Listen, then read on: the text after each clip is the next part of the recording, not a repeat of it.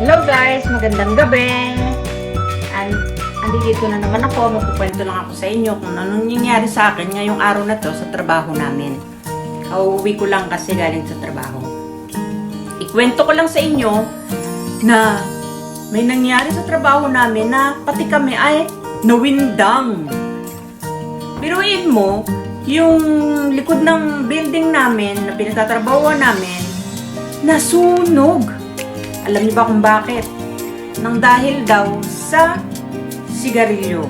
Merong operator na nagsigarilyo siguro, break time, nagsigarilyo siya. Ngayon, hindi niya inano kung napatay na niya siguro o hinayaan lang niya doon, pinatong niya sa kahoy o nakalimutan. Ngayon, nasunog dahil sa sobrang init ngayon, kaya nagsimula ang apoy. Eh, akala namin, nagbibiro lang. Tumakbo daw kami, pumunta raw kami sa mataas na lugar kasi daw, meron daw sunog. Eh, kasi yearly kasi, meron sa trabaho namin na drill na kung halimbawa may mangyari na gano'n, kung ano yung gagawin namin. Akala namin, ganun pa din. Yun naman pala, totoong sunog na pala. Na paglabas namin ng trabaho namin, may mga usok na at saka ang baho. Ano yun? Sabi namin, nagulat kami. Hala, Mariosep, ito yung nangyari. Ayan pa isa, ito pa isa. Grabe. Kaya, first time ko nakakita ng gano'n na talagang reality na nasusunog siya. Muusok ang baho. Grabe. Yung pala naman, nasusunog yung plastic at saka yung kahoy na yung patungan ng mga sa trabaho na related sa trabaho namin yung nasunog eh. Kasi nasa compound namin ng pinagtatrabaho namin. Kaya ayun, anong oras na kami nakapagsimula ulit magtrabaho kasi hindi kami pinapasok sa loob ng building hanggat hindi na nalalaman kung safe na daw kami pumasok. Sa init, at napakainit kasi dahil paakyat kasi yun, umakyat pa kami. Kailangan kasi namin umakyat. Kaya ayun, hapon na, nag-overtime tuloy ako ngayon. Dahil bukas absent kasi ako. Kasi meron akong check-up. Isang ospital at dalawang klinik ang puntahan ko bukas. Kaya nag-overtime ako kanina. So, ayun na nga guys. Siyempre, sa takot namin, hindi na kami dala ko lang cellphone. Kasi akala ko naman kasi, wala lang. Drill lang, yung practice. Totoo na pala yun guys. Kaya kayo dapat pag summer, ingat-ingat tayo. Yung mga switch ng natin, lalo na sa bahay natin, i-off natin yan. Tanggalin natin sa saksakan o kaya diba meron siyang switch siya na i-off mo siya. Yun. Nakakatakot. Mahirap pag nasunugan. Eh kung natuloy na nasunog sa trabaho natin, palagay ko wala kami pasok bukas. Pero sa awa ng Diyos, okay naman siya na dumating ka agad yung ayun, buti na lang, mabilis na dumating ang bumbero. Dahil kung hindi, at saka yung mga pulis, dahil kung hindi, palagay ko, sa init ng panahon, palagay ko madaling kumalat yun. Pero dahil nga madaling dumating yung mga bumbero, naagapan siya. At saka sa trabaho namin kasi, ang daming fire extinguisher doon. Kaya bago nakarating yung mga bumbero, naagapan na kahit papano. Guys, nakaka-nervyos, nakakatakot din pala kung makakita ka ng mga ganun.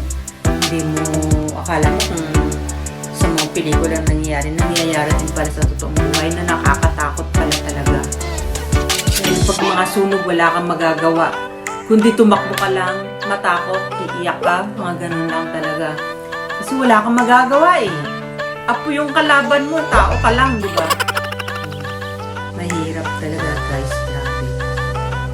So ayun na nga. Kaya tayo, mag-iingat tayo palagi, lalo na pag summer, pag tag-init, napakalapit ng sunog sa atin. Nakakatakot din, di ba? At sinabi pa ng mga pulis, malalaman daw naman nila yun kung saan ang galing, kung paano nagkaroon ng sunog. Iba rin dito sa Japan. Ganun talaga dito. Malalaman nila. Ngayon, ang tanong namin, malalaman ba kung sino yung nagsigarilyo na yun na naiwanan yung kanyang sigarilyo, yung sigarilyuhan niya. O yung sigarilyo na pinatong niya sa kahoy. Ayun. Pero, sabi nung mga investigador, ng pulis, at saka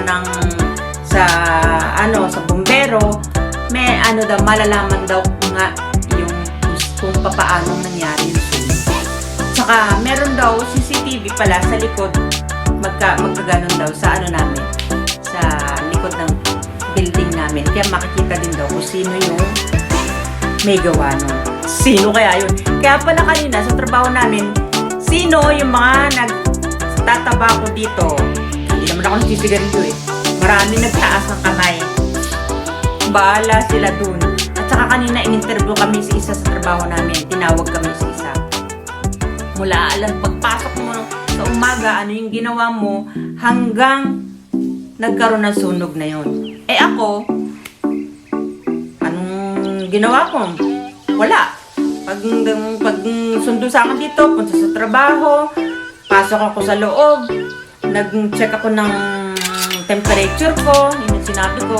Tapos, ano rin ginawa ko nung break time ng 10 p.m. Sabi ko, wala, doon lang ako sa loob, hindi naman ako lumalabas kasi wala naman ako gagawin sa labas, mainit. Tapos may dala naman akong tubig ko, meron naman akong cellphone, may upuan naman doon, eto yung upuan ko, ayan o. Kaya, wala akong masasabi. Napunta ba raw ako ng toilet? Hindi. Hindi pa ako napunta ng toilet kasi bala ko 10:30 ako pupunta ng toilet after ng pangalawang break time. 10:30 daw nangyari yun.